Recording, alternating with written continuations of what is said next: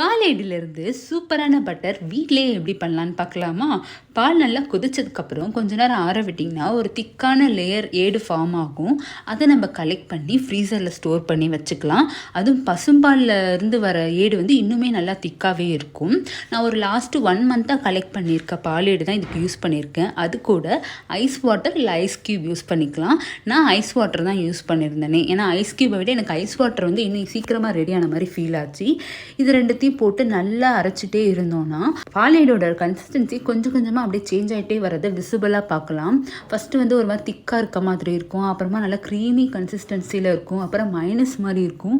அப்படி கொஞ்சம் கொஞ்சமாக வர வர வர நல்லா திரிஞ்ச மாதிரி இருக்கும். ஃபைனலாக அந்த வாட்டர்லேருந்து பட்டர் நல்லா பிரிஞ்சு செப்பரேட் ஆகி வரதை விசிபிளாக பார்க்கலாம். அதை பார்க்கவே அவ்வளோ சாட்டிஸ்ஃபையிங்காக இருக்கும். இது பண்ண வந்து எனக்கு ஒரு 30 to 45 மினிட்ஸ் ஆச்சு வீடியோ எடுத்துகிட்டே பண்ணுறதுக்கு. மெயினாக இது பண்ணும்போது மிக்ஸி வந்து சூடாகாமல் பார்த்துக்கோங்க. அப்பப்போ ஐஸ் வாட்டர் ஆட் பண்ணிக்கோங்க.